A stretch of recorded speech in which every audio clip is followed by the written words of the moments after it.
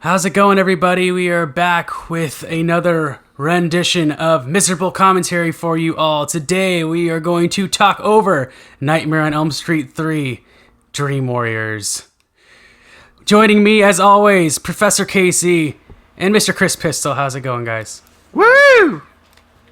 I have to bring up the energy because Zach sounds so low energy right now. Yeah, Zach, we're about dude. to watch a horror movie. Get some excited. caffeine. Get some caffeine in you, bro. Gosh. I'm excited because I finally discovered the subtitle options on Amazon Prime, so I can make them bigger than I did last time. Oh yeah, you can change the size, which is nifty. I did not know that. And you can make them yellow, so if you watch a movie with a lot of white. backgrounds, you can actually read, which is excellent. Well, before we get into this, Casey, you're a pretty big fan of this movie, I believe, aren't you not? Just a little bit. Yeah. I told you I'd probably seen this in the triple digits. I really don't think that's an exaggeration. This is probably my favorite horror movie, period. Even though I don't know how much I would qualify this as a horror movie. It seems about as much of a horror movie as Aliens. Yeah, we'll get into that. It's kind of got a little bit of everything in there. It's a horror movie. It's a horror movie. yeah, I'd say it's mostly a horror movie. That's Zach's way People of get saying it deaded. scared the hell out of him. It's my way of saying it's Freddy Krueger, bitch. Let's get this show going. All right. Welcome to Prime Time, bitch. Chris is going to have a countdown and tell us when to play, and then we're going to hit play. We are zeroed out. We are at 000. It's right before a fade into the New Line Cinema logo. If you're watching on the Blu-ray, you're watching on streaming, you can rent this on Amazon Prime. It is also available on HBO Max for you to watch. But Chris, hit us with that countdown. Yeah, so, alright, like Casey just said, if you're watching this on streaming or if you got the Blu-ray, just put the timestamp to 0, and we're gonna press play at 3, 2, 1, play.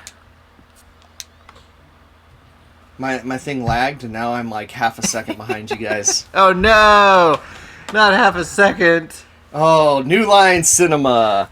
What does this logo make you guys think of? Like, what is the first movie that comes to mind when you see this logo? Home Alone? Teenage Mutant No. Ninja Turtle. Home Alone wasn't a New Line release. It wasn't. You're thinking of the opening titles of Home Alone, you idiot. Oh, Yeah, you're thinking of the house. With the, this commentary is off to a great start. for me, it's definitely Teenage Mutant Ninja Turtles, even though I've probably... a movie that I've watched probably as many times as this movie. Not the first one, though, because I don't think the first one has the New Line Cinema logo. I don't know. No, The VHS I had did, but apparently I had a weird VHS of Ninja Turtles and of this movie, actually, because the VHS version is different than what we're watching right now. Did you guys know that? So it's No. interesting. This movie opens with Freddy Krueger baking a cake. It's kind of a unique. Those hands are much too nice for Freddy Larry Krueger. Fishburne. Oh, that God, fly is it's so disgusting. gross. This actually makes me want to learn how to make things out of paper mache, even though in art class we made stuff with it. I feel like I'm not good enough to make the Elm Street house, and I should be. See, I found this, like, the most disgusting part of the movie in rewatching this. Like, as soon as she starts, like, putting her hands in the paste and rubbing it on the paper, I'm just like, this is like, anti, what's that shit that people do now on, like, ASMR? Yeah, this is like anti-ASMR. This is just revolting to me. Ugh. I bet these aren't even Patricia Arquette's hands. Oh, actually. hell no. Oh, hell no. She didn't want to get all goopy like this. These are stunt hands. So there's a scene coming up where she starts playing the radio to stay awake.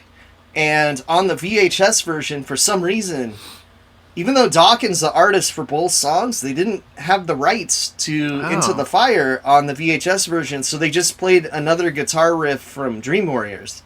So on the VHS version, Dream Warriors actually appears in the movie and not just the credits, but this is matching the actual theatrical version.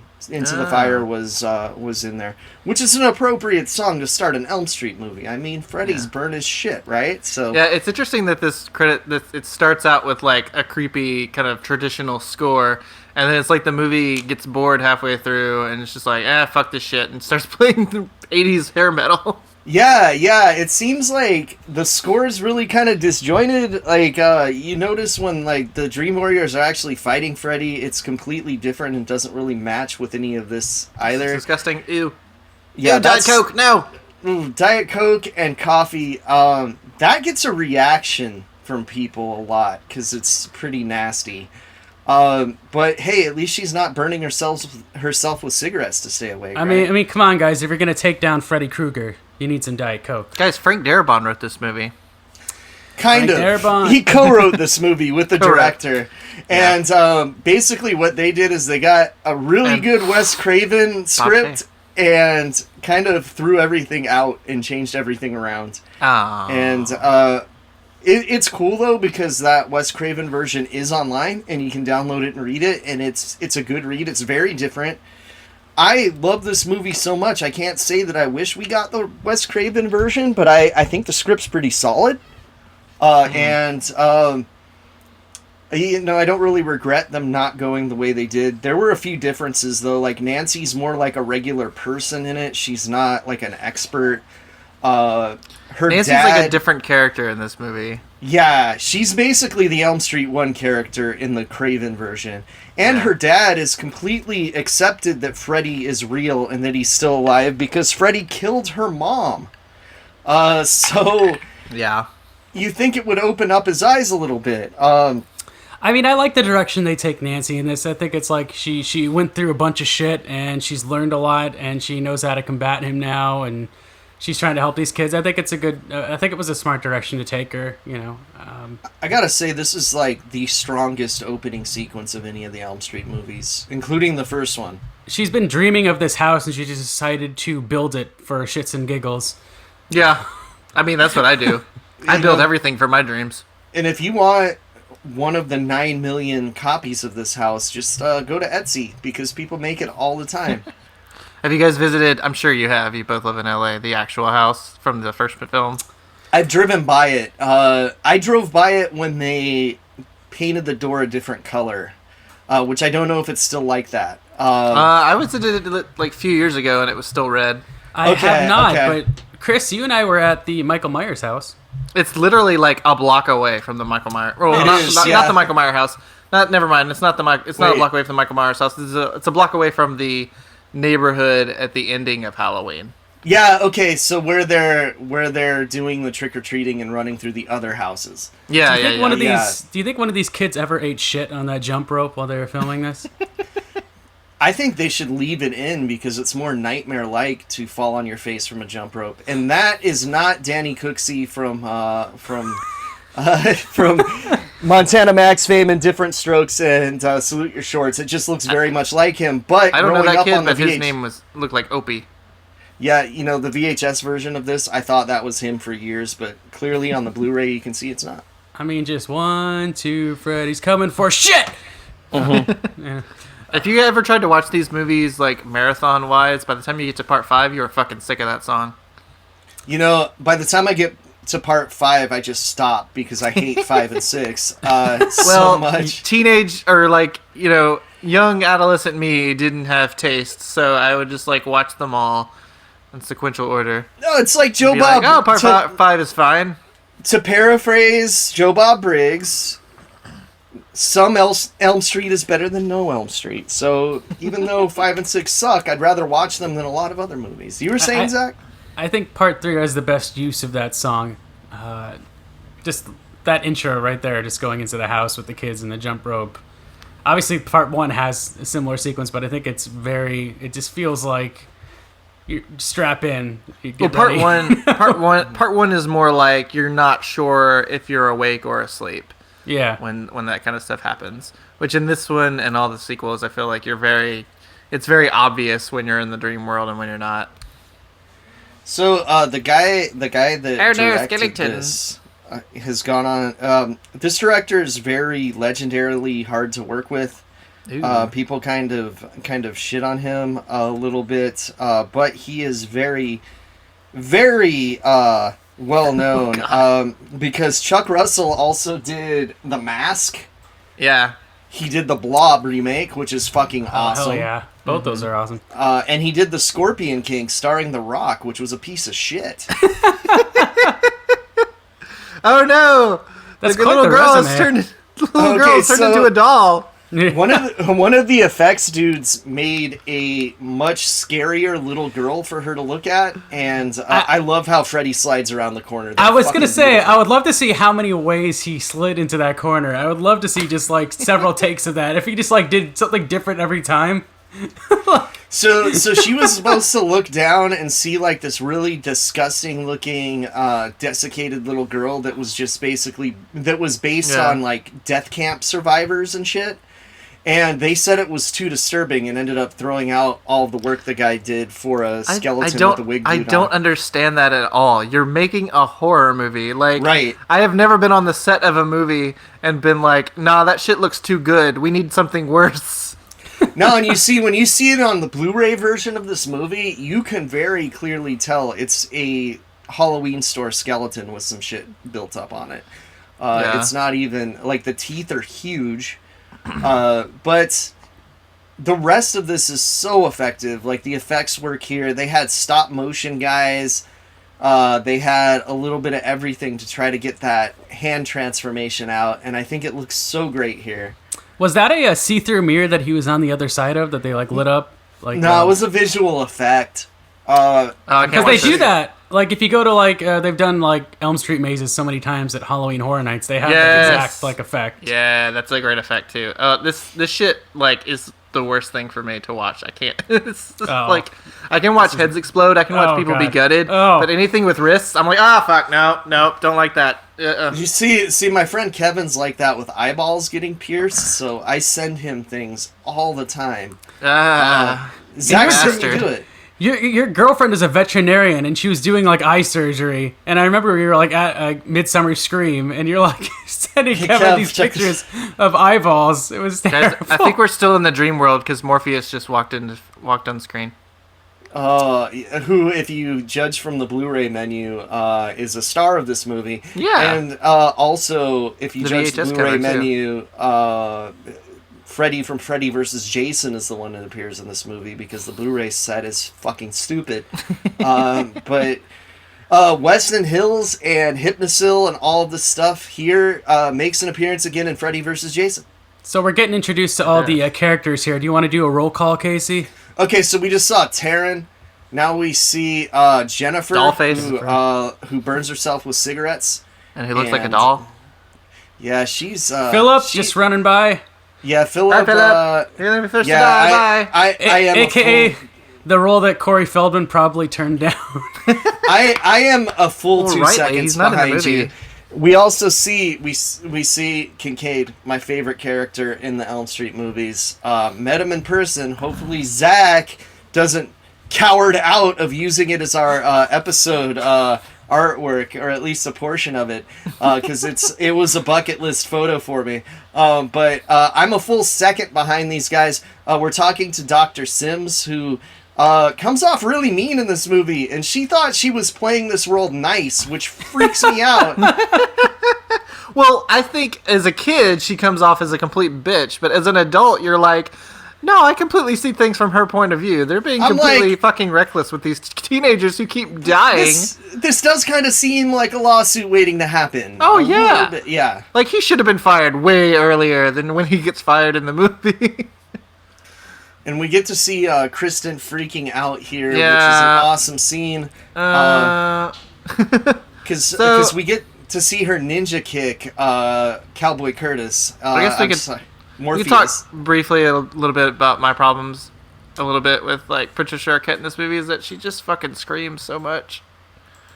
I gotta say, though, if you watch part 4 after this, you miss her so much. Yes, because she is not... Well, the character is in part 4, but not Patricia Arquette. Yeah, and very, very much not so. Except that the Kristen in part 4 does sing, Tuesday night, she does sing Running from This Nightmare, which is a tremendous song that plays over the credits in Elm Street 4. Very talented singer. Not the best Kristen. Didn't really care that she died. That's a great introduction right there. It's very dramatic. It's very, like, soap opera-y right there. I gotta say, Nancy probably the best final girl. I mean, it's a toss-up between Lori and Nancy. Are you guys Lori guys, or are you guys Nancy guys? Or do you have an outside choice? I'm a Lori guy all the way, I think, yeah. I think if you count the last Halloween movie that we just saw, you kind of have to be a Even Lori H2O, person. I think she's a badass in H2O. I think she's almost just as much of a badass in H2O. I mean, if you say, what do I think? Who do I think of when I think of a final girl? I think of Laurie Strode, but Nancy is certainly up there. See, I do Nancy, but I grew up on the Elm Street movies, which I don't think we've touched on in this episode yet, but I bought this VHS when I was like 8 or 9 years old, and so that's why I've seen it so many times, because I turned 40 at the end of the month, so I've been watching this movie for 30 years. So yeah, I've seen it a lot. And Heather Langenkamp, she is at all the horror conventions, man, and seems like a wonderful person. I have not met her, but I think I've walked past her like 8 times. The line is always super long, always, without fail. There we see that she's on drugs. I'm glad I hired you as my intern. You clearly drug addict who's going to she's on who's going to encourage these kids' delusions. Dude, why is she wearing the amulet from the Monster Squad right now? She's like full 80s, like shoulder pad, big hair, decked out. She is the 80s working woman. She's full on Paula Poundstone in this movie. That big eyebrow lift he just gave there, like ooh. And there we have Sister Kruger. And I'm blanking on the guy that plays Neil in this movie, but he was in De Palma's Body Double and was awesome in it, and gets buried alive, and it's fucking horrifying. So, Casey, you might know this as an expert on this movie. What is the difference between nuns that wear white and nuns that wear black? Oh, nuns that wear white are ghosts, dude. I thought that was it. I had a feeling you were going to say that. Yeah, oh, I gotta say, though, like, this origin in this movie, they did, like, a whole spin-off of it in this comic that came out right after the movie. And it was way, way better than what we saw in Freddy's Dead, or in any of the sequels when they flash back to it. Lawrence Fishburne kind of disappears from this movie, doesn't he? He's still out it. He kind of disappears in the climax. He's memorable though. Like you see that charisma early on, and I feel like it's almost like he's set up to be a bigger character than he ends up being. I wonder who's the fan of the naked buff men in the background. Philip really does look like the perfect like crossbreed between Corey Feldman and Sean Astin, like exactly. Maybe. And he still does. Like, most of the people in this movie look the same. He's pretty yoked in real life. This guy would fuck you up in real life now. And maybe Philip is gay. We don't know. Like, maybe that's just because it's not. Oh no, you know what? It's Kincaid's side of the room. Oh yeah, because he's got more. So Kincaid is gay. Kincaid's supposed to be into bodybuilding, and that's why his dream power is that he's strong, though. I wonder where any of those like dolls, the marionettes that Philip was working on are. Here's Joey, who's probably my favorite of the group. Oh, and with a teardrop on his face, which they put in the original script, and I don't think they know that means you killed someone. That's so I don't weird. think that teardrop is not. I don't think it's in the rest of the movie. I think it's there. It disappears about halfway through the film, but That's it is weird. in the script that he has the teardrop. Which, Joey's killed someone. Don't fuck with Joey. But how does he have it here and then so the rest of the movie How they did I forgot? not notice that? How did I never notice that? He's the silent assassin. That's how we need to refer to him for the rest of the movie. Joey the silent assassin. Here we have 80s hair. Kristen's bitch mom, who's the real life mom. On the way. She's the real life mom of Violet from Friday the 13th Part 5. Which Weird. I learned on the Purple Stuff podcast. No, actually, you know what? I saw it first on Never Sleep Again. A lot of the information here might be repeated from Never Sleep Again because it's a tremendous documentary. I thought you were going to say she's the mom of Violet from Willy Wonka and the Chocolate Factory, and I was like, I don't think that math checks in. You're turning violet, Violet! I really hate the way she says on delay. Not in just in this one, not in just this one, but in the sequel. Like, she brought back her catchphrase. It's like, good God, this fucking Andale woman again. I honestly, in part 4, when I heard it, I cheered a little bit. We should point out this is a direct sequel from the first one, not the second one. But the second one is still canon. It still happened. Yeah. Because it's not Nancy's story, right? So, like, it could have still happened and we just don't know about it because it was kind of isolated. Like, Freddy could have killed Jesse because it kind of leads that way at the end. And just kind of kept going. Yeah, it's too bad because I would have loved to see Mark Patton show up again in the franchise, but he doesn't. Ooh, check out that hot computer, guys. Here he is. Late Googling. technology. Oh, God, that is so fucking beautiful. Look at all that text. The Shay 9000. Yeah, type. Click, click, click. Click, click, click. Oh, mechanical. Look at that mouse with the 3 buttons. That fucking square-ass mouse. Oh, beautiful. So this Sorry, actor was I'm a couple seconds behind. I think of, even though I saw this movie more times than I've saw this movie earlier, this actor always just makes me think of a body double now. But he's great in that movie. I like to watch. See, that's the thing. He's so creepy in that movie, and he's so, like, just nice, normal guy in this one. He is kind of hitting on Nancy, though, and he's like 20 years older than her. So. In the Craven script, he totally fucks her in the Craven script. That's not in this version. Yeah, I feel like they don't really have a romance in this movie. It's more like just kind of a... I think he's probably more into it than she is. Not only does... He takes her to Pound Town in the Craven script, and she's not even, like, an intern working with him. She's just some crazy lady that sees monsters, and so he's like... I think the cure for this is an injection of some vitamin D. He comes off creepy, I think, in the final version of this, because it's basically like, oh God, you could see my the intern. You could see the fishing line pulling the bike on the Blu-ray version. You could see that in the VHS. I remember seeing that in the VHS. Look at this though. I just love this scene. Saw has stolen from it so many times. The melting just looks so good. Really kind of a simple effect done well. How'd they do that? I think they stop motioned it maybe. No. It looks fucking They have a lot of credits. They have a lot of credits for stop motion artists on this, and I know a lot of it was the skeleton sequence that's meant to be a Harryhausen tribute that's at the end. Spoilers. But this nightmare, I just love it. I love the pig, which was a real pig, and they said the set smelled like shit because of it. Because it was sitting there for hours under lights. What backlot was this filmed on? Like, does anyone know where this soundstage was? Or no, I don't know. This is definitely a soundstage, though, because it would be a little dangerous to film in a house that's fucked up. Yeah, I would think so.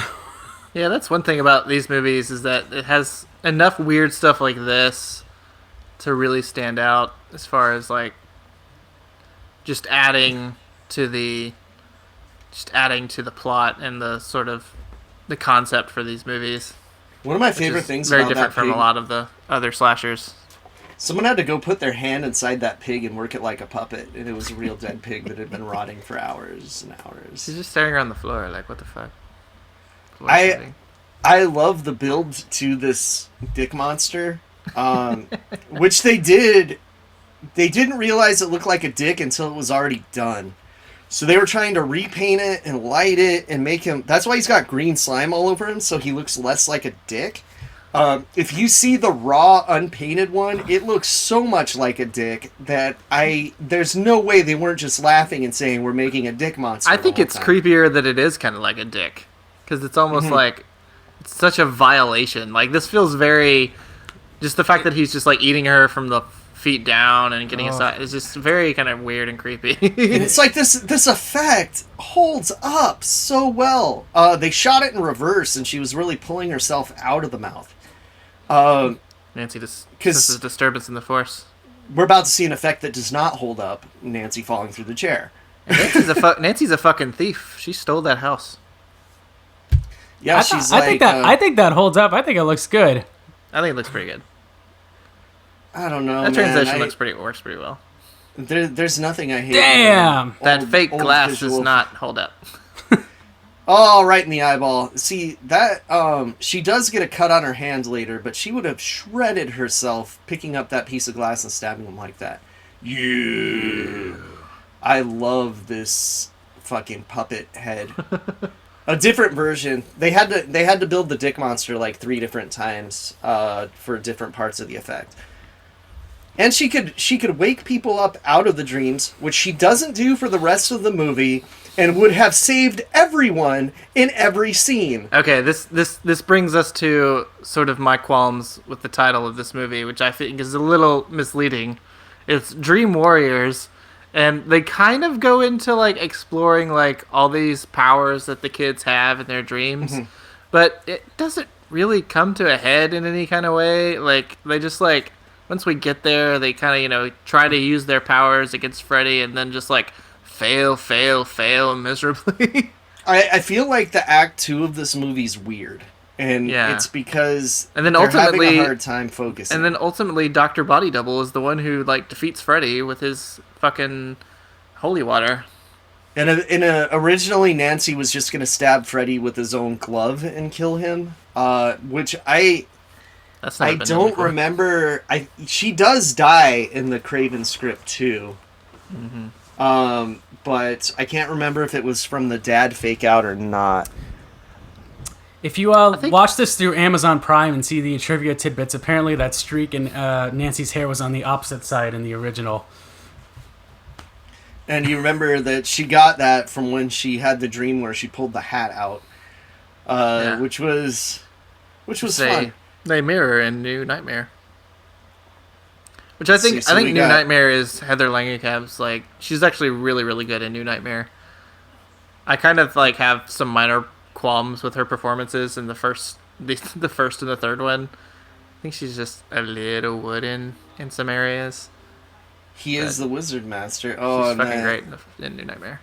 Oh god, I gotta say, Taryn, great character, doesn't get enough screen time in this movie. She's fucking awesome. Was she at the when we went to Midsummer Scream a year ago? There was a whole Nightmare on Elm Street 3 reunion, but she was not there, I don't think. Oh, she goes to Monster Palooza a lot though. She's and been Patricia there. Arquette was not there. I don't remember if Joey was there, but Joey was there. Kincaid was there. Kincaid was there, Phillip and Kincaid was there. Kincaid never does cons, dude. Jennifer That's was why there. it was such a bucket list, man. I think Joey is missing his teardrop and his mullet a little bit. I don't remember if Heather Langenkamp was there, but Patricia Arquette never goes. It was an Elm Street 3 reunion. Neil never goes either. Which is like, I don't know, man. Kincaid was the one I wanted. You know what I mean? Like, who is Neil? Neil's the big guy. Neil's the doctor. Creepy body double. Yeah. And see, no one... Philip, with the biggest piece of logic in the whole film, like, why don't you freak out about the fact that we all dreamed about this guy before we met? Yeah. Yeah, that's something that the doctors don't seem to really even question or care about. I gotta say, Philip's shirt, also, kind of dope looking, and I want one. What exterior was the mental hospital here? Does anybody know? No. I'm not big on location information, but I am big on this Dungeons and Dragons game they're playing, which it's pretty dope. Pretty legit because Will played in real life, so he knew his shit. Yeah, he was at the reunion as well. Will goes to a lot of cons, but you see behind him, we got a bunch of like pretty cool dragon artwork, fun stuff. I would love to just take a tour of this scene. That's gross that she put the ashes in the Coke. Yeah, I'm assuming she's done. I hope she is. Not gonna drink that again. You know, if I'm Coca-Cola, I'm like, all right, so we need some product placement, but let's do the most disgusting things with it possible. So the Western Hills Psychiatric Hospital is the back of Royce Hall on UCLA campus. Do you guys see Stripe from Gremlins in the background there? On Will's bulletin board, there is a Gremlins artwork. That's like an 80s staple. You have to reference another 80s movie in the movie. Usually with these movies, it's Evil Dead, but not this time. The kid who plays No Teardrop. Prince of Elves he's such like a perfect nerd. It's weird that he's not in any other. He reminds me of this guy that I used to work with so much, except the guy didn't wear glasses and was not in a wheelchair. But loved elves. Loved elves. Patricia Arquette's pretty much the only like really one that went on to, I guess, her and Lawrence Fishburne. I love this restaurant because it feels like what Caro's or Coco's used to feel like. Yeah, the psychiatrist is totally just like, hey, intern, who I suspect has some deep-seated problems. Let me take you out to dinner and hit on you. Yeah. Immediately after hiring you. Well, even worse is in the original script, hey, stranger that has horrible nightmares, time to fuck. If you told me this was filmed in the Talleyrand in Burbank, I would believe it. Oh, the Talleyrand. It's like, yeah, that's why they don't fuck in this movie, is because Nancy gets horrible diarrhea from the food. It's the little details. And her streak keeps getting lower depending on the scene. Just kind of moves around. It's kind of like the teardrop. Think of a better name than Hypnosil for your drug product. Let's call it No Dreams. No Dreams. Dream no mores. So hypothetically, she's been on this drug for 6 years and has not seen Freddy since. Which is great, but now she sees Jason, Pinhead, and Michael Myers. Oh, look at that! They got the Run DMC on the wall. He's got a very small picture that's either a lady or Sammy Kerr from Trick or Treat. Could be either one. I want the Spaceman or the Godzilla to come to life. Oh, I didn't notice that Godzilla. Where are these puppets today? Where are these puppets? I don't know, They rotted away, man. That material doesn't last. Stop motion here, that transformation where they just... It wasn't complete stop motion, like they were doing in-camera fades between frames to kind of get the different stages of things, but... I remember seeing that as a kid, though. It's awesome, and like I remember feeling slightly disappointed, though, because he turns into a marionette puppet, and then that's it. He doesn't he's like, I'm big. Now I'm big. It's like, oh, I thought he was going to like... You probably get walk the best on his stomach and fuck with him or something. I'd say you might get the best highlights of how good Kevin Yeager's Wet Dreams. Freddy. Yeah. Look at that. Ah, so good. You get the best shots of Kevin Yeager's Freddy makeup in this scene, I think, and I think it's probably my favorite Freddy look. It's between that and Part 4 for me. Part 4 is a little more red with some of the open sores and stuff like that, but. Honestly, Philip's death here is totally on Kincaid, man. I'm sorry, he didn't do jack shit. Yeah. He could have saved his ass. He just said, "Go fuck yourself." No. I know he's your favorite, Casey. He did not say, "Go fuck yourself." Yes, he did.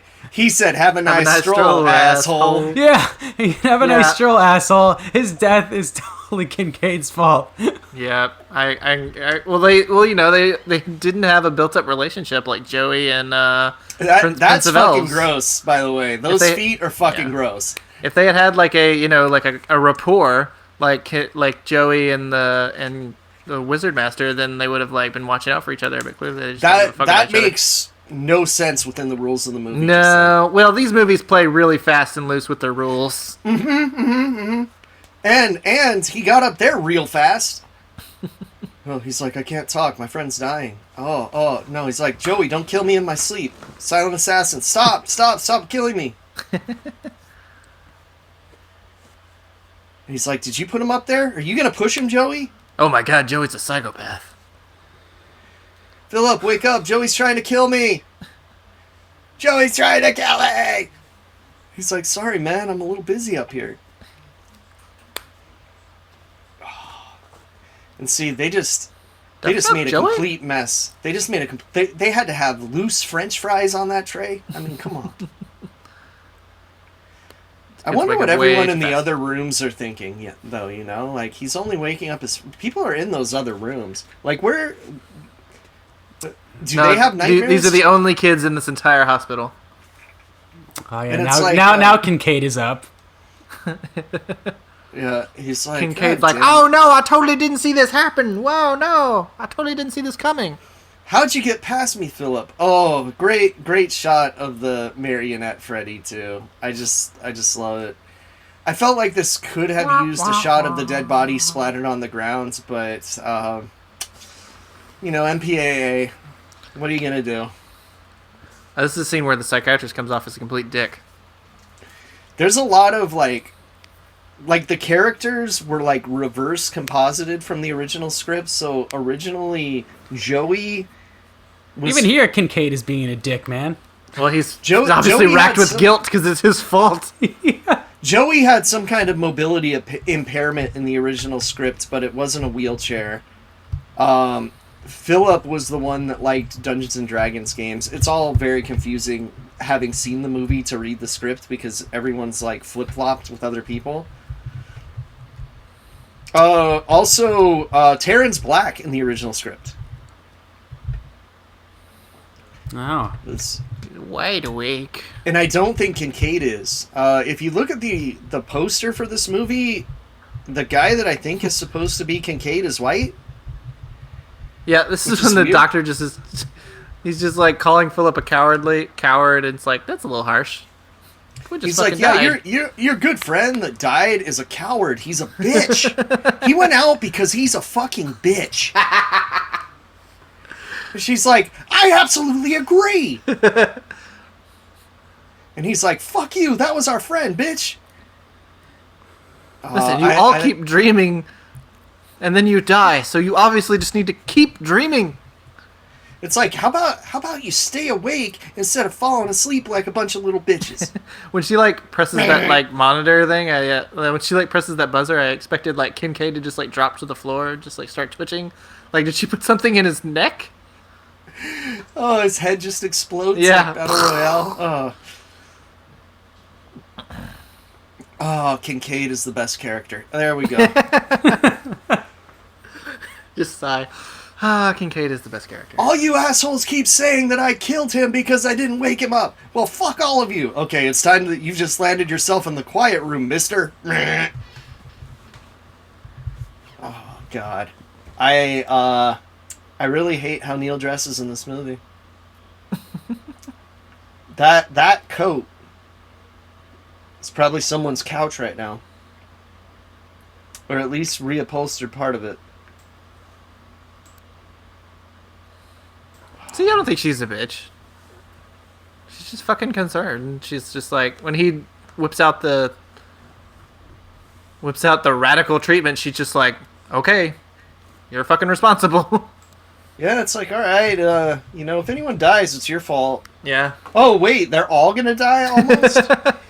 I mean, Yeah, is it there's, like, that Is it that radical when they're all complaining about having horrible dreams that he wants to just stop their dreams for like a day or two? I mean, when it goes against like medical prognosis, I don't know. I'm not a fucking doctor. There's like 2 funeral scenes in this movie, and we're never quite sure whose funeral it is. It's like, I wonder if they got a group rate. Yeah, Burying them all at one time. it's actually all behind the hospital. They're just like, throw Yeah, another just dig a one in the hole and throw them in.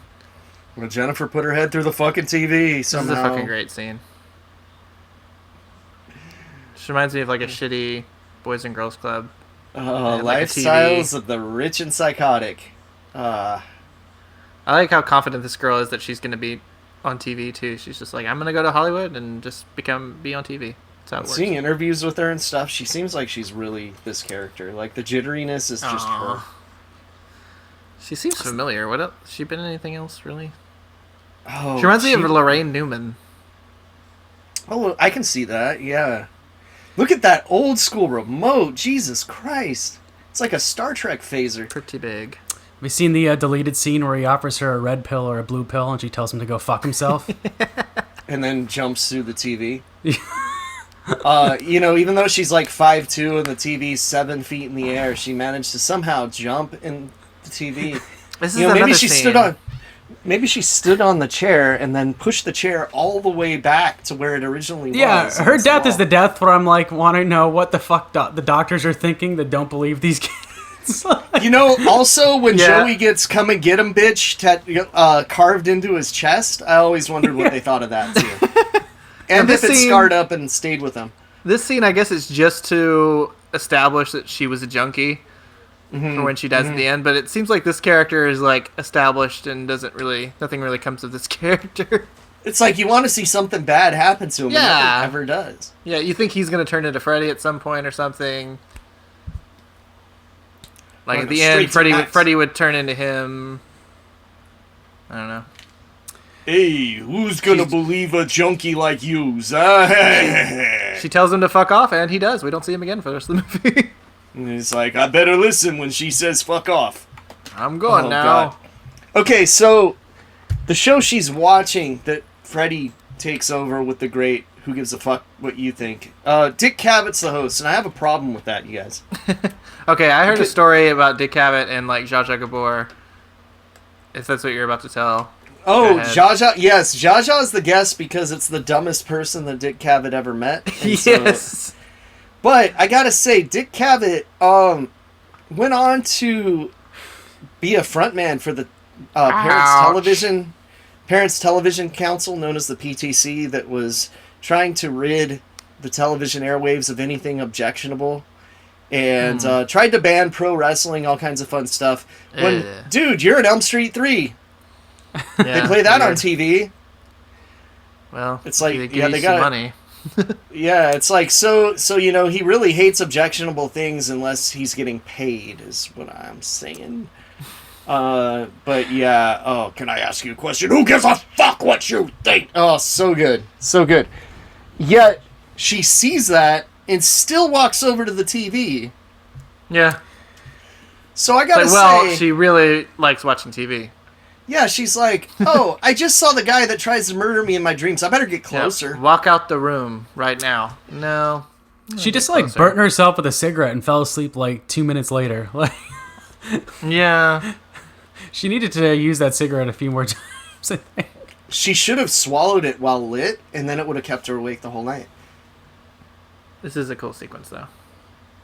Such great effects work on this. This movie had so many different groups of effects people working on different things that you can't really credit everything to one person unless they come out and say, I did this. You know, It kind of reminds me of the first memory I have of like Freddy Krueger and Nightmare on Elm Street thing was the pinball machine, which was at that's my, a great game. It was at my aunt's bowling alley. She should have gotten wish- the red pill. I wish I had gotten her to keep that pinball machine. You see how God many knows what feet happened to she it. is off the floor? Yeah. It's like, oh my god, she tragically jumped up there and thrust her head into the television. I mean, I'm It's assuming like this it- is Jennifer's funeral here, but Yeah, it could be Phillips too. Yeah, like I said, group rate, man. They just... Hello. There was just only a little bit left of Phillips, so they kind of put them all in one casket. I heard you needed this- a creepy as fuck nun. He's like, hey, I'm not interested in talking to you because I can't fuck you like Nancy, so can you get out of here, please? I'm down for some nun fuckery. He's like, I've seen a lot of exploitation movies about nuns. Is any of that true? She's like, I have some exposition for you if you'd like some. I need to... It may or may not be useful for the plot. I don't think it actually is.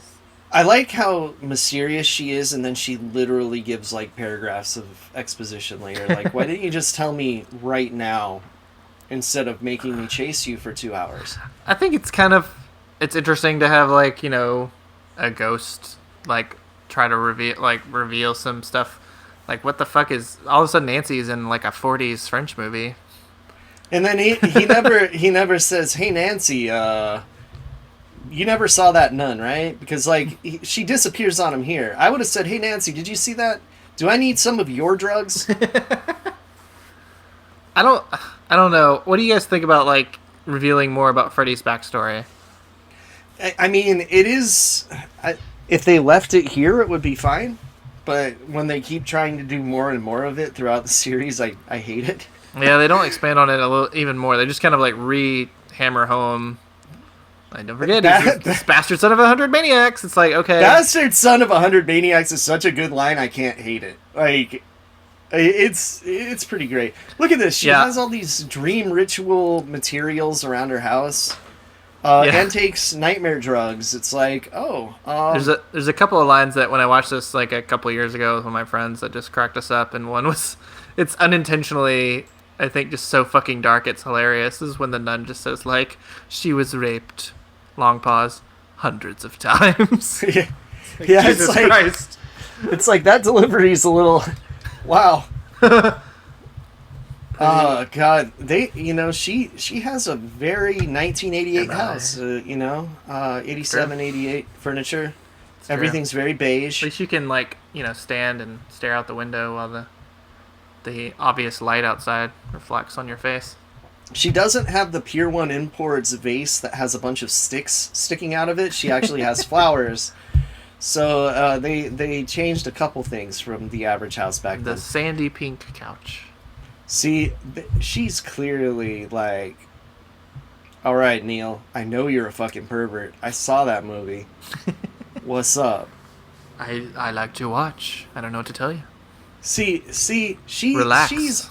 She's I fucking Neil right now. She was undressing him with her eyes, and now look, she just looked right at his crotch and then his face. I've solved this movie. They're all sitting very close to each other right now.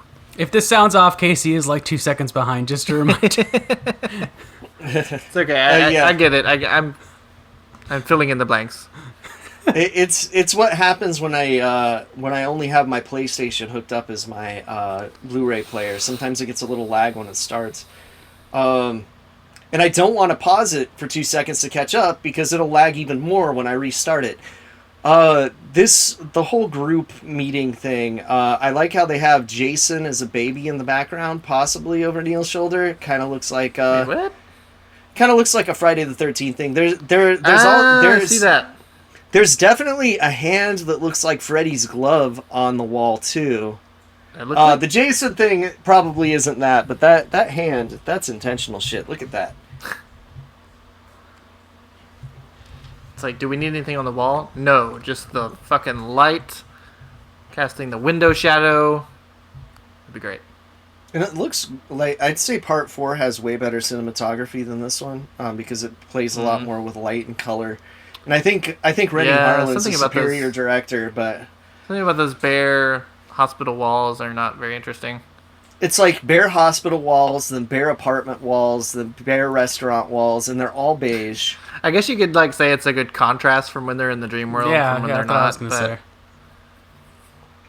Yeah, I do say the Terran sequence has some pretty cool lighting in it, but I feel like Elm Street 4 is just so visually interesting in comparison. But that's Rennie Harlan. I mean, come on, the opening where Kristen is going through the house and the kids are outside, that looks awesome, man. Oh, it does. It does. It just seems very muted because Kristen's house, she looks like she lives in a furniture showcase instead of a house. And I feel like most of the set direction in this movie is like that. But I'm not hating on this movie by any means. I was going to say, Casey's shitting on his favorite movie. I'm just surprised you haven't pointed out the lamp in the background yet, Zach. I think that's one of my things about the fourth and the fifth one is that they just start to get a little repetitive. Like, it's kind of... Fourth and the fifth one just feel like remakes of this one again, where it's just like group of teenagers. They slowly just have dream sequences. One of them dies, and then they just have to start to realize that it's this guy, Freddy Krueger. And then they're always like, oh, you dream sequences. about the same guy? Oh, yeah, me too. No teardrop on Joey, by the way. Yeah. No, it's gone after the first scene, yeah. Yeah, because people... Oh, look, it's just people holding hands. This would cause, epilepsy, this thing. I really want one. Just to have one. Or the clack-clack balls, too. The clack-clack balls are pretty fun. The clack-clack balls. That's the official name. Mm-hmm, mm-hmm. It's like, it's a lesson in physics with the clack-clack balls. Because if you clack 2 balls, it clacks 2 balls. You clack 1 ball, it clacks 1 ball. It's science. I feel like I'm taking an eye exam. Only when I give you Mongolian goggles. That's the only time balls should be involved with your eyes, Zach. Oh, Kincaid's asleep.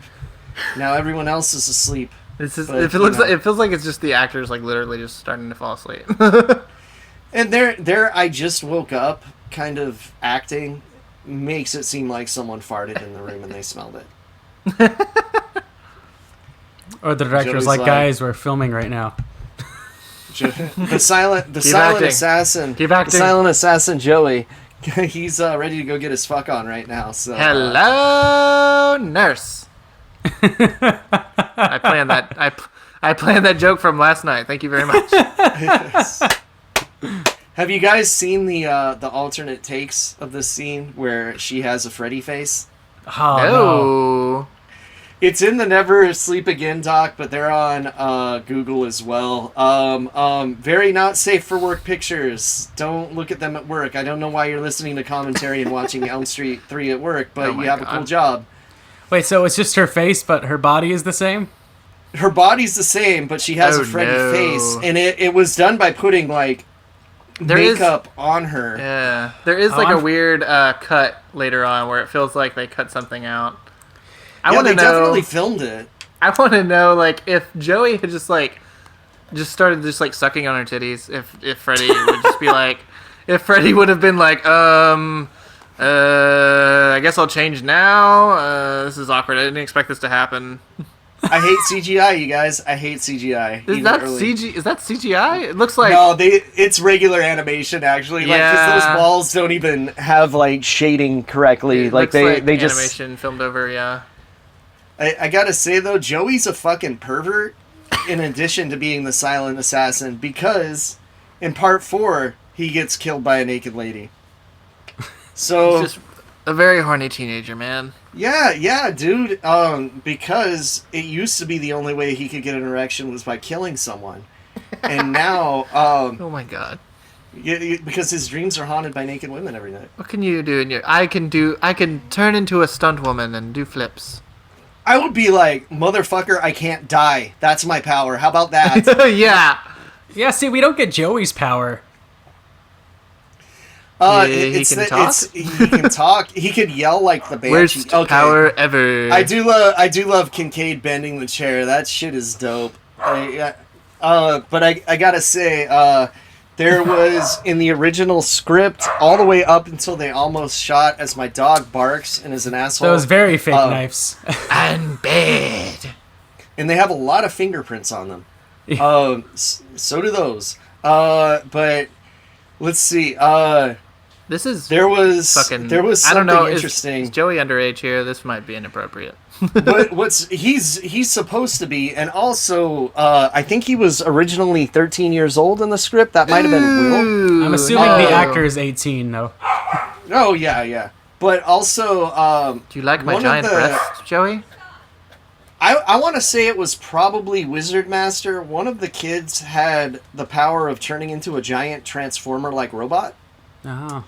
And they said they kept that all the way up until they were almost about to shoot and decided that shit costs too much money. So let's just have a giant tongue and shit instead.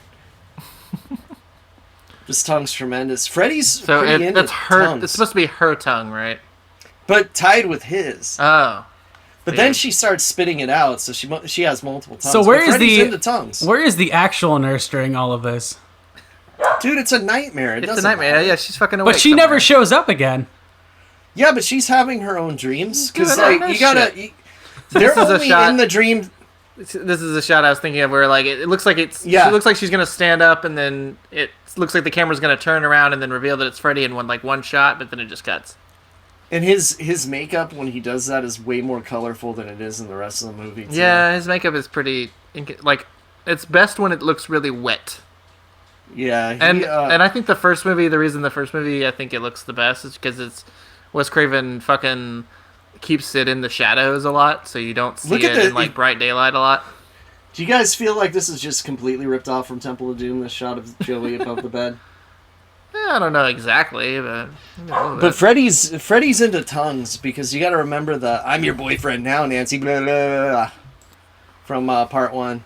yeah, and then that sound there's effect another was giant ASMR. tongue, another giant tongue in the New Nightmare. And, the penis snake, big head, probably had a giant tongue in there. I like how the door burnt his hand, yet he almost touched it again right there.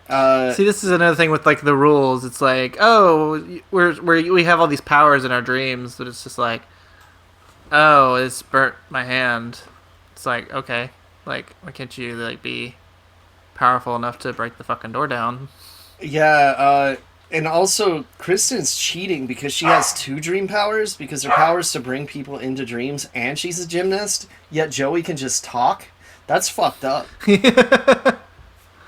In my dreams, I'm a normal person. Wow. In my dreams, I don't wet the bed. I can go through the whole night without pissing myself. It's like that joke where, I think it's on Family Guy, where they get all superpowers, and then one person's like, what's your superpowers? And it's like, I can grow my nails really long. It's like, oh. Joey's just dead as fuck. Yeah, this is the part where he gets fired. Like, you're unconscious in a room with these kids, and one of them's on the floor. Yeah, you're fired now. Okay, this scene bothers me. Does Joey have these scars the rest of his life? Does anyone else see them? Are they in the sequel? Anyone? Can you see them in the sequel? No, you can't. But shouldn't you just say, "Hey, doctor, come check this out"? Hey, yo, Sims, look. But then they would think they did it, so maybe they covered it up, And she's like, "Neil, I can't believe you carved this into the chest while you were having sex with Nancy in your pervert rage that I saw in that other movie, you pervert." Just to clarify, he does not have the scars yet, folks. We are not ahead of you. That happens in a few minutes. They're coming up. Yeah. Yeah. Like I said, I've seen this movie a lot of times. I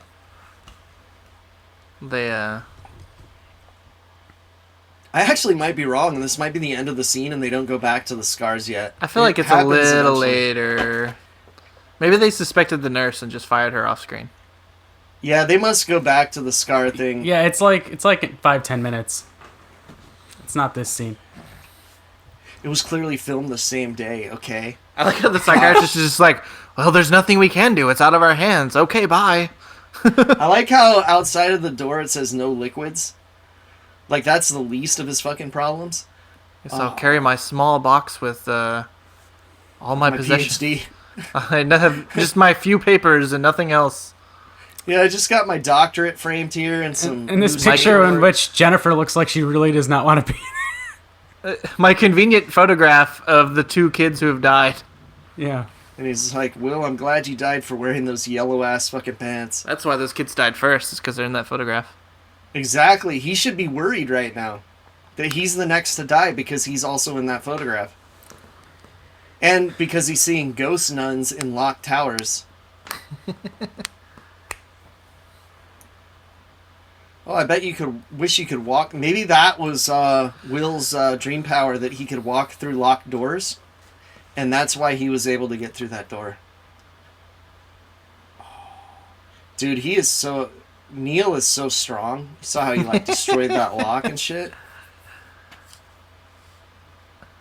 He should have got the silent assassin Joey's lockpicks from his room that he uses to break into the homes of his victims before murdering them. I feel like we cracked a completely different sequel that we could do where Joey's secretly a murderer on the side. Oh god, it's the birds! It's pigeons, the least scary of birds. I don't know, So man. couldn't have got have a you ever crow? looked in a pigeon's eyes? There's nothing there. No, that's true. That's true. There's nothing but death. I was always unsettled by the Goodfellas pigeons, which is the second Animaniacs reference of this episode. I always skipped over those cartoons. They were bad. I only They cared were about bad. I only cared about Pinky and the Brain and the Animaniacs. I liked Foulmouth the chicken that was always swearing and they had to bleep out, which I was actually really surprised made it on kids' television. Oh, I liked the cat and her nephew. Oh. Or squirrel and her nephew. Squirrel, Slappy the squirrel. Slappy the squirrel, yeah, that's it. Anyway, back to Elm Street. Ghost Nun. I'm sorry that Animaniacs is way more interesting than this part of the movie. Even though, we do learn some shit right now. Well, we learned some shit, but what does it really have to do with the...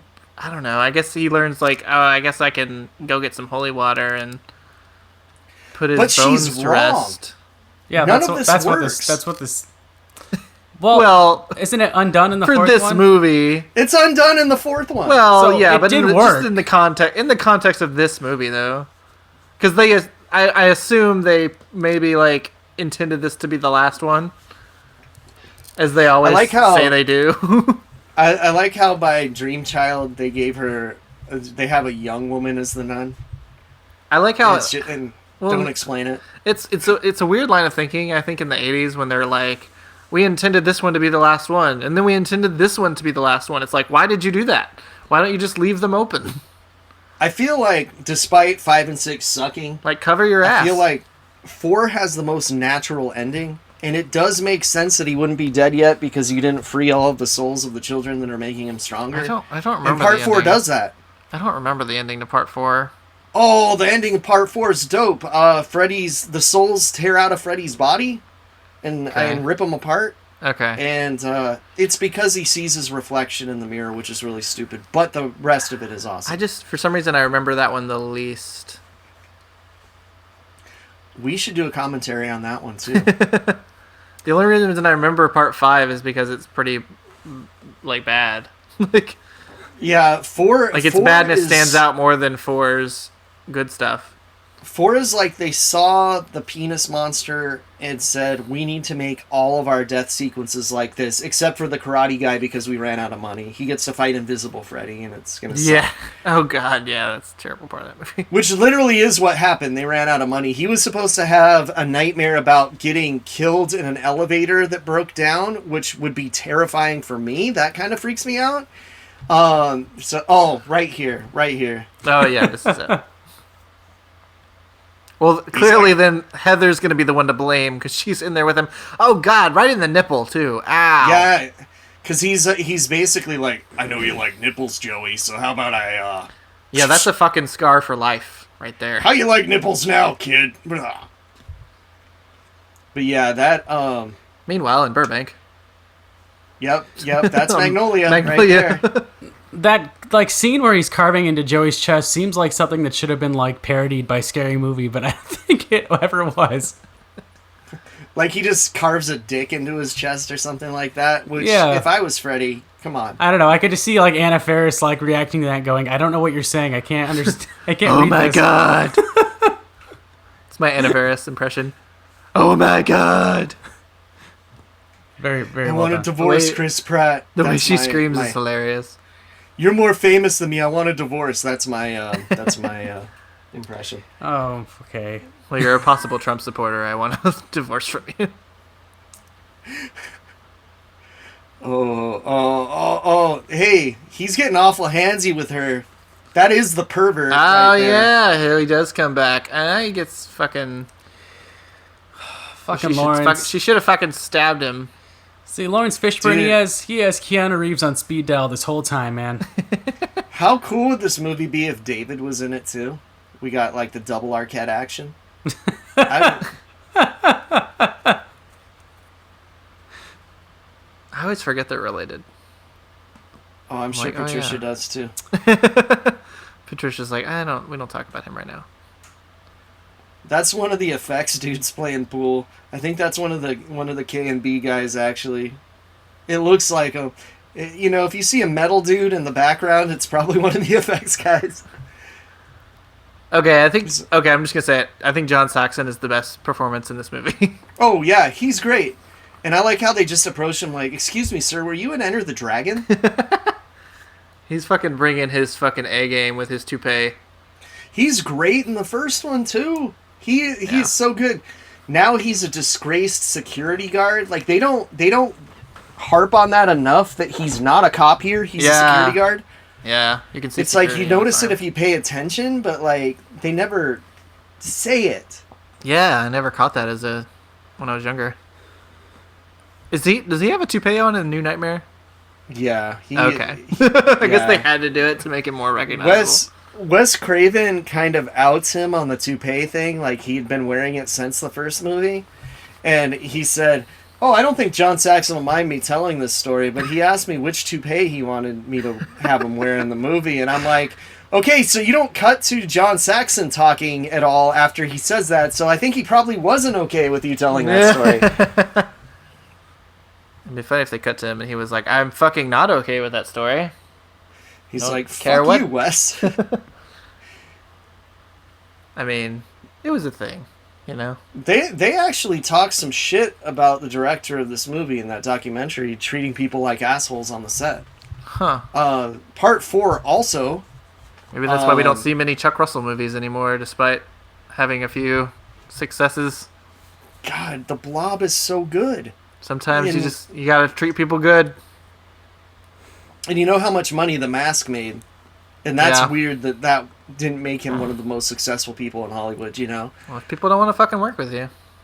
Exactly. That's Doesn't really why matter. that's why like Zach's silent ass on this podcast. Unless you're James fucking Cameron. Are you still alive, Zach? I'm still alive. I'm just listening to you guys. He's Zach, just enjoying you- the cinematography. He really likes those padded walls behind Nancy. I've been trying to count at- like all the lamps in this movie this whole time, and I just Oh, fucking Jesus Christ, no. Everyone's got to hang out in their jammies, you know? They're just like, hey, yeah, Will, we're sorry, man. Your wardrobe is going to be a warlock collar and some pajamas. Also, you can't walk. He's very good at looking frightened, Will. He just, like, cowers within himself. I would be frightened, too, because apparently his Wizard Master scene was very, very dangerous, and they had to use, like, real retractable blade claws, but with real blades on it, and Freddy had to stab a 2x4 that was taped to his chest, and if he missed, he would have really stabbed into his chest. So I think that scene's not acting. Oh, this place is called Little Nemo's, who is the Dream Master, by the way. It's like when he throws John Saxon up against the wall, it's so clear that John Saxon could destroy him. Casey is talking about a NES game. By those who don't No, know, I'm talking about a very long-running story for children that the NES game was made out of. Oh, actually. okay. I just was familiar with the game. I wonder at what Yeah. point, because like being awake and being asleep is such a blurred line, so it's kind of like, I wonder at what point do you have to be asleep before Freddy can come get you? The game was called Little Nemo: The Dream Master, though. Yeah, it was actually a pretty good game. Way better than the Nightmare on Elm Street video game, which I don't know if you guys ever played that. Have you ever played the NES game of Nightmare on Elm Street? I've seen videos of it, but I have not played it. I have not. Absolute dog shit. I have played the pinball Nightmare on Elm Street. See, that one's great. The actual see, I never went to church as a kid, so I thought you could just do this and like go get some holy water. Well, I wasn't Catholic, so we didn't like have holy water in my church growing up, but I definitely was jealous of the Catholics like churches because the buildings are so much cooler. Is it always in like a globe like that? Like that looks awesome. This must have just been the year of like going into a church and horror films and getting holy water, because Lost Boys did the same thing. Yeah, that's what I was reminded of watching this. I was like, don't they just like? It's a hilarious scene where they like come in and they're like, that there's like a scene is wedding much going on better or than something. that scene is much better than this scene, just because it's fucking Yeah. hysterical. But Doesn't Monster Squad do it also? Or I don't think so. do they just suddenly have holy water? no, they get holy water. I think they fill a tub with like garlic and water, and they get it out of there. No, oh yeah, but no, that's Lost Boys when they shove the guy in that's Lost the Boys. tub though. Yeah. There's no, a lot of no, holy they do water it. They going do that on. in Lost Boys. Monster Squad. I don't know where they get if they get holy water. Because they had the squirt guns. I just in remember Lost Boys. I just remember in Yeah. Monster Squad the stake gun. So like when this movie came out, Alright, you're so- like, that's Cowboy Curtis. Now it's like that's Morpheus. Okay, I guess Fishburne is more in this second half than I remembered him being in. Yeah, but he's just kind of like hands off. Don't kill any more kids, you fucking crazy bitch. Yeah. Yeah, I think this is the last Yeah. time he shows up. Yeah, his character doesn't really have a payoff. He's just there to be. He was fired for doing this. Because There'd you know be they a would have slight woken up obstacle. and Nancy would have been dead when they all woke up. Spoilers. That room is a lot Will tinier would have been than dead. it looked like in the last Taryn, scene. Taryn would have died. So that's the room where the TV was, right? That's where there's that big black Right, yeah. stain on the wall. Yeah. It's a very different room, but it's supposed to be. Why would they be? Let's hang out in the Hang room out where in here where your friend died. like horrifically was murdered. That's just the staff fucking with them. It's the only door they unlock. Let's make them hang out in the room where their friends died, you guys. Hey, you kids want to go hang up in that bell tower where your other friend like jumped from? Yeah, you guys want to stand on the ledge and talk about how scared you are? This place Penny Bros. Thought it really said Pennywise cool. at first. This is like a cool visual, this junkyard, and I like to think it's probably the big one you see from the freeway in Burbank, but I don't know about that. It feels like a set to me. Yeah. It does more in this one than in part 4. Part 4 switches a lot of it from matte painting though. And they actually did film some in a real junkyard. I guess Moving all that shit's expensive, man. That's a lot of work. yeah, for a set. that's definitely real somewhere. But once they get into the part Oh, when they're burying him, definitely. it's definitely pretty lucky that they that nothing happened to the car they put Freddy's remains in over the last 30 years or whatever. Yeah, it just kind of chilled. At least it's on the bottom, so it makes more sense. It's like 10 cars on top of it. I don't like that Will's pajamas don't match. I feel like he would be a little more of a stickler for that. Are those like cowboy pajamas? They're not yes, he's got little horsies on top. not very that's for character sure. appropriate either. You think he'd have like goblin pajamas, Star Trek pajamas. And then Kincaid's just like, Let's go I'm kick his ready ass to all over fuck Dreamland. God, I love that line so much. Nancy wearing a pearl necklace in reference to the original script by Wes Craven. I'm kidding. Oh God. So when did Peter Jackson write his Nightmare movie? It was for Freddy's Dead. Okay. So it would have been for part 6. The greatest but- movie that never happened. Yeah, it sounds really cool, the ideas that he had. That basically Freddy's an old man that has no powers because no one believes in him, and kids intentionally drug themselves to go to sleep and beat the shit out of Freddy. But Yeah. one of them fucks up and dies, and he starts getting more powerful and killing the kids, and then it's like a whole thing. Like, that sounds awesome. They kind of use a little bit of the idea in Freddy versus Jason in a roundabout way. That's what I was wondering, and for some reason I thought I had a memory of either Peter Jackson or like Guillermo del Toro, like having ideas for Freddy versus Jason that never came to fruition. Not that I know of. Freddy's Dead definitely. There's a book called Slash of the Titans that I've read that talks about all of the versions of Freddy versus Jason that we never got. Horrible spelling and grammar. Great book. Hi, everybody. Sorry for the interruption. We had a disconnection, but we're restarting now. So I'm at 1 hour and 10 minutes and 54 seconds. All right, 3, 2, 1, play. Of course, now I'm a second ahead of you because it worked. It's okay if it's like a second or two. Okay, so Feathers are falling from the sky now. we are in the dream world, the feathery dream world, and more. It was all a dream. The whole movie was all a dream. That would be fucking terrible if that was a real thing. This is probably my favorite line in the whole movie coming up. On delay.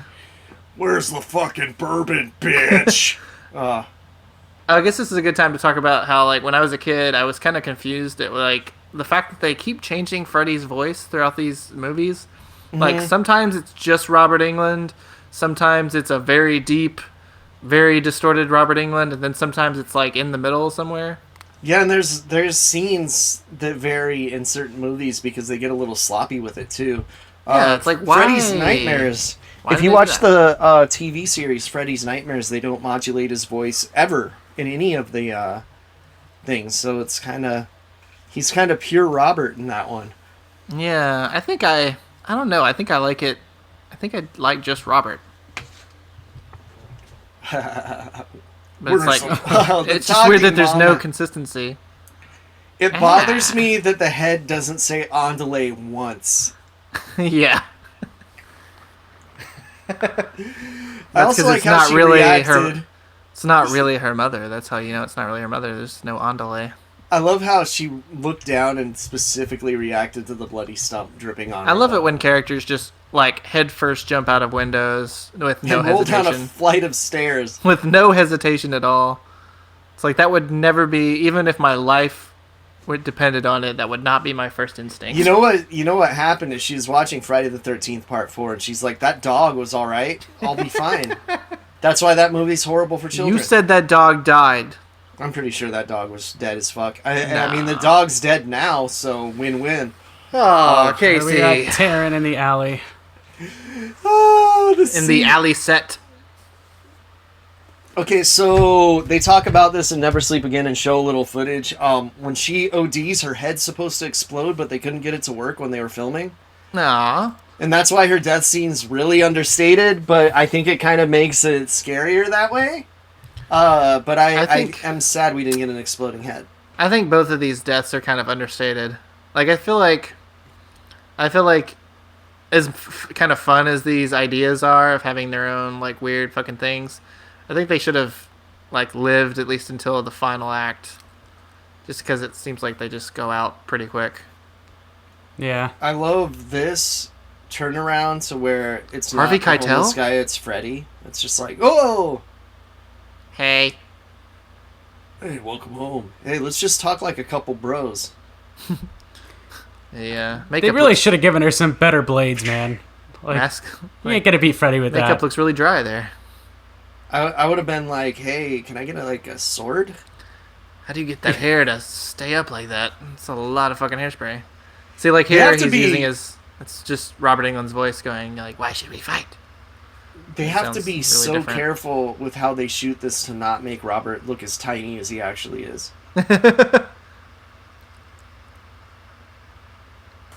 Oh no, the heroin! You can actually buy these heroin gloves. That is disturbing. Oh, the track mark mouths, yeah. Ew. You can buy replicas of these. In my pants. Oh, see, okay, so you see the little vein on the side of her head, right? Wow. That was gonna be. Yeah, that got Freddy's little crispy critter moving.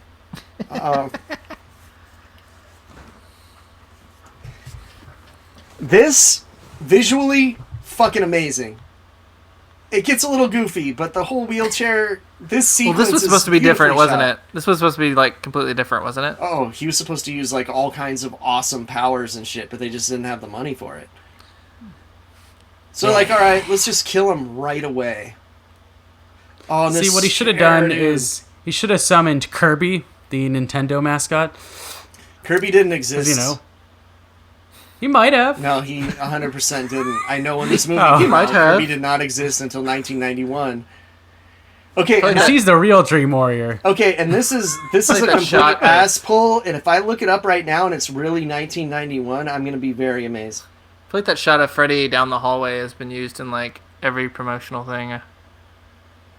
Kirby's Adventure was 93. I was way off, but so not as off as Zach. Okay, here we go.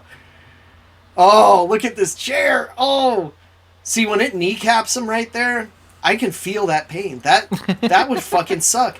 Because when I was a kid, I ran alongside a fat kid, right? And he ran his bicycle into my leg and tore it wide open with the bike axle, and I needed 30 plus stitches to sew my leg back together. So I felt Will's pain right there. I'm the wizard master. That means I get this fucking huge cape. But still his pajamas underneath. That ridiculously huge cape. This looks like we have this like leftover Dracula cape in the. Will that work? Yes, fuck it. It'll work. You know, it's as close as they could get to Doctor Strange without getting sued. I don't believe in fairy tales. Oh! Well, we could change his pajamas underneath. Nah, fuck it. We'll just put the fucking cape on him and then a wire. I would have liked that scene more if Freddy ripped his heart out, by the way. I think that's the tamest death in the Elm Street series, potentially. Nah, dude. It's nah. still part 4 with the invisible Freddy. Or the kid that gets, like, he turns into paper and gets slashed apart. Oh. It's like, oh, yeah, how horrifying. We're just seeing paper get ripped apart. God, I fucking hate that movie. Oh, look at that. He's so ripped, dude. He is so ripped. So He's this even is got, like, an arm tassel like the Ultimate Warrior. Look at that shit.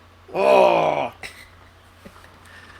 look at that cardboard wall being ripped apart. They're like, Ken, you're not as buff as we want you to be, so we're going to tie shit to you so you look more muscular.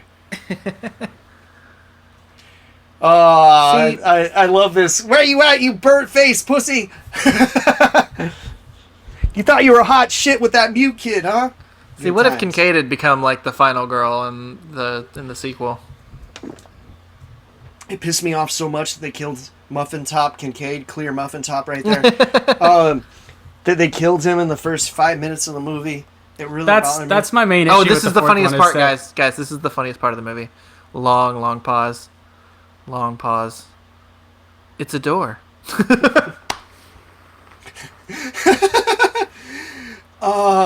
So cool looking, despite being a very simple visual effect. This looks kind of dope. Because the lighting matches, so that looks awesome. And, dude, wherever they got this boiler room. Stairwell into hell. Beautiful. I love everything about the movie from this point forward, basically. See, I feel like in all the Nightmare movies, they always, it's like, oh, we always have to go into this fucking boiler. It's where it always ends. Like, if you just didn't go into that boiler. My dream power is to turn boiler rooms into a nice air-conditioned hallway. See, at least for me, like, Freddy's Dead is not good, but it's, like, at least for me, if you're, like, watching them in order, it sort of breaks up the monotony, because by part 5, it was just like, okay, like, fucking again with this kind of formula that we're going through. Dude, I was so mad. There are parts of Freddy's Dead that are just, like, really fucking creative.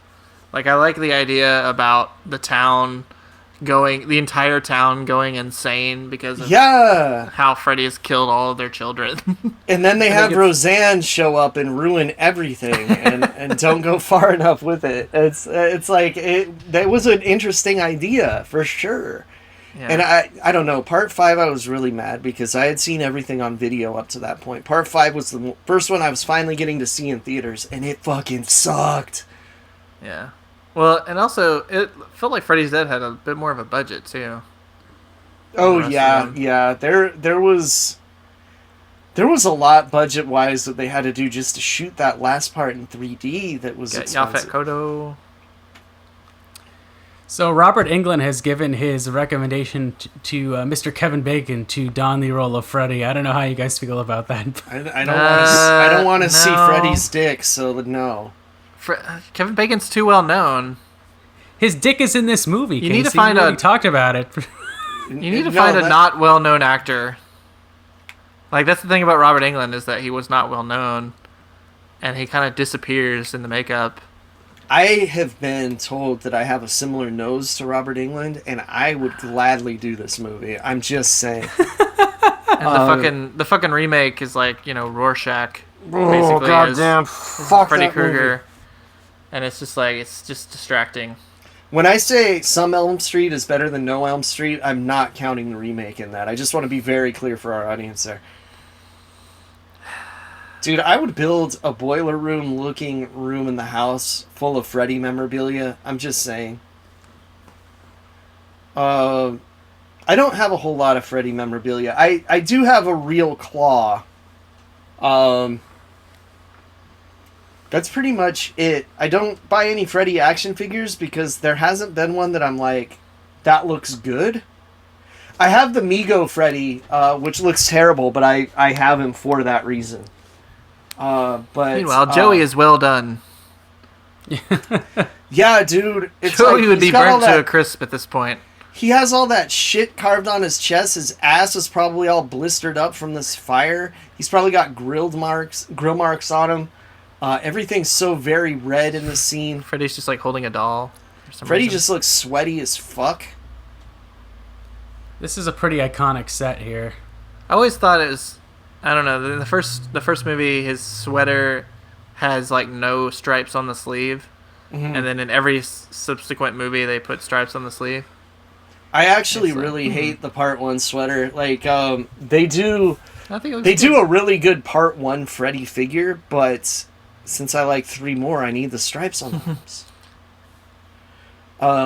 But yeah, I wish there was kind of an iconic version of Freddy that I can put on my shelf that was affordable. There are some great statues and busts and stuff. Look at that drop kick, man. Dude, yeah, that was pretty legit. I used to That have was the Freddy Krueger like figurine that you got at Suncoast Video. Oh yeah. But the fucking I was too young and I played with it a little too much and the fucking claws like came off. My friend actually had the Max Effects Freddy, which was supposed to be a line of figures that it's a normal dude that would put on a costume of different monsters, and the whole line was built around effects work. They were going to do Alien, they were going to do like their takes on the Universal monsters. It never materialized. The Freddy face here. You're laughing at Freddy's tremendous. face. Like he looks like Yes. a bird. That was the Like SpaghettiOs face. I like how he leaves his pinky out when he pulls this out too. Like he's polite. When in doubt, pinky out. I like how they're just like, oh my god, this very simple way of killing him did not kill him.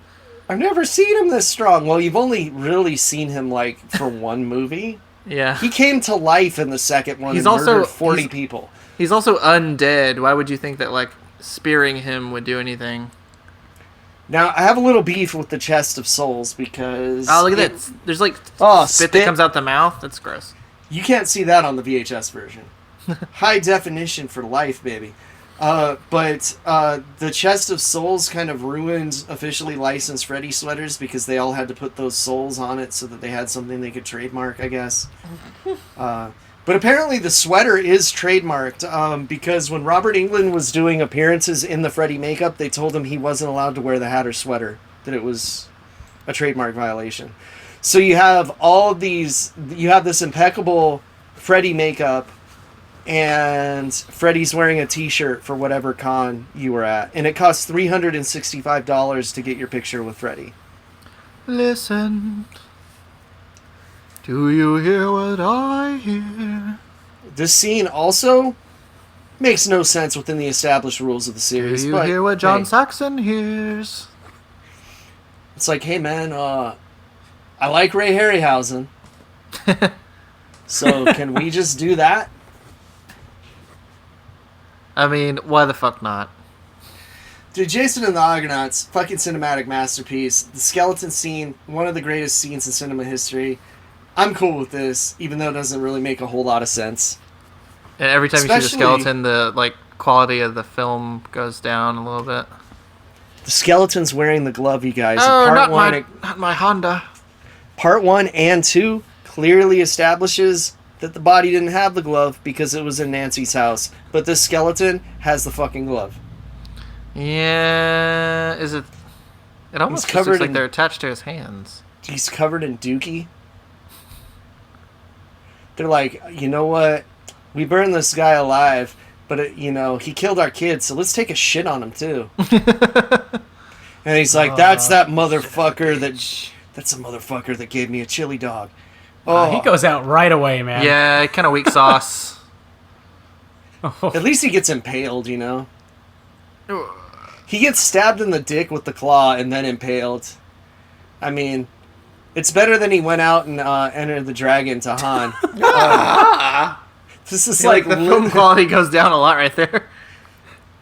Later, Freddy's skeleton played the neighbor in Home Alone. Oh, look! He's like, hey man, we know you're really good at getting buried alive, so I love his celebration here. he's like, yeah, motherfucker! I threw some dirt on you, and now I'm gonna collapse. He's like, who's the fucking man? Oh, But look at man, Freddy, like he took a breather, dealt with that shit, now he's back to finish them off. they said originally this scene was gonna have one of those like 3-way like Taylor's mirrors, and 3 Freddys were gonna come out and fight everyone. this scene looks like shit. This scene makes me feel like there should have been like more of a like house maze with different weird shit in it. They did try and recreate this scene in one of the Elm Street mazes at Horror Nights. Actually, they probably recreated it a couple times because you like walk through a hall and there's like a bunch of Freddy's jumping out of you from like mirrors. You know, that fucking maze might be better than any Nightmare movie, to be honest. I blame John Saxon for this scene sucking because motherfucker was in a movie with the best mirror maze scene in cinematic history, Enter the Dragon, but he didn't say, "Hey man, I got this idea. Why don't you shoot it like the cool mirror movie?" No. Said we got this. I don't think it looks that bad. No, it didn't look that bad. It doesn't look that good either. That looks cool right there. I mean, them falling out of the mirrors is kind of dope. Yeah, yeah. Except Nancy's stunt woman's a lot beefier than Nancy. Gotta have those shoulder pads. Make sure you're padded up. Oh, you found your dream power, man. It kind of fucking sucks, but you found it. You can, like, yell and break glass. I'm sure that will be useful later. Yeah, it's like, why didn't you do that while he was stabbing Nancy? Oh, they're locked outside when he stabs Nancy. I like when she's like, "It's over. That was so easy. Ha ha." Daddy? It's like, yeah, the audience is not buying this for a second. Daddy, why are you beaming down from Star Trek? With wires attached to your jacket. Very, very visible wires. I've crossed over, princess. Meanwhile, the audience, even in 1980, is like, nope, we don't fucking buy this. Yeah, don't hug him. Don't hug him.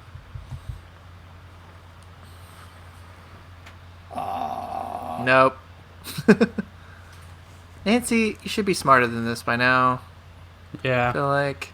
No, and the dudes are really fucking dumb because they're standing outside the door. Oh.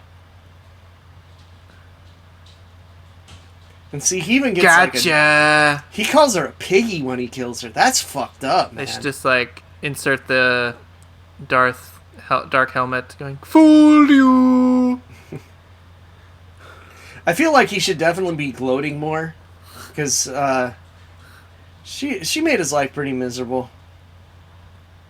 Okay, so that was supposed to be what killed him in the original script, right? That would make no damn sense. She's already impaled him once. Right, but it wasn't with his own claw. Okay. Yeah, I don't know. This doesn't make much more sense, but it is what it is. Scoot your pile of bones in there. Ashes to ashes. Dust to dust. I like to watch. We wouldn't trust. I'm sick of getting buried alive. I don't want to be an actor anymore. I like to watch. Relax. Don't do it when you want to come to it. It actually didn't work because he used like alcohol in the bottle and it mixed. So he really put a holy water cocktail on him instead of pure holy water. He said he was going to return that crucifix. I fucking doubt he's going to. That's probably why Freddy came back to life, because he's a dirty thief.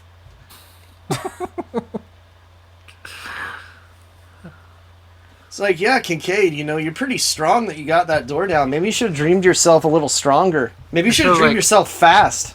This feels like Patricia Arquette kind of ad-libbing and trying her best. Yeah, I feel like they could have done a little more with Kincaid in the dream world there. He was just kind of... He doesn't really get a showdown with Freddy. See, what they need is Freddy to get some lackeys, like the Putty Patrol, that Kincaid could, like, punch through. There also feels like... It also feels like there might be an alternate cut of this where, like, Nancy and Patricia Arquette were, like, lovers. Because she seems really fucking upset when she's dead. It's like, you only known her, like, a week. Okay, so he hit him in the head with the shovel enough to only give him a bandage, but he hit him in the arm and broke his arm. It's the Scream 2 excuse. Severed nerve. Which will go away by the next movie. Yeah. Sorry, Nancy. I'm gonna follow this nun. Forget your funeral. Yeah. You were my best friend. You were my best friend for the last 90 minutes, but he's like, you're out of the picture now. I gotta go get myself some ghost gilf. Oh my God, Mel Blanc. Amanda Kruger? Amanda's been dead for 30 years. A little interesting how they didn't put a date on that tombstone because they Hey, didn't Merry wanna Christmas, commit. you guys. Ho, ho, ho. It was Christmas lights on that bush. It is Christmas in Okay, July. so original script, this was supposed to be Nancy's ghost and not Freddy still alive. About to light up this Kind house. of ambiguous. Mm-hmm. If it is Nancy, that's kind of fucking sucks. Is she trapped in this tiny house now? Yeah, it's like, is she that shitty of a ghost that she couldn't flip a light switch? And that was Elm Street 3, Dream Warriors. Not the best Yeah. ending. I hope you guys had fun listening to our commentary. I really love this movie. If you ever want to talk about Elm Street 3 with me, hit me up at Twitter, at Lucha Gringo. I'm more than happy to do it. But if you say the movie sucks, I will block you, you fucking piece of shit. We'll be back with more miserable commentary soon, guys. If you have any requests, anything you want to see, just send us a DM on Twitter at twitter.com/MPOSofficial, or you can comment on our YouTube page, which is Another Miserable Podcast. All right. Have a great one, guys. Thank you for tuning in. I got an email. Oh, wait. Welcome to hold Prime on. Time, bitches. I got an email, and it says the next movie we should do is insert movie here. Is that-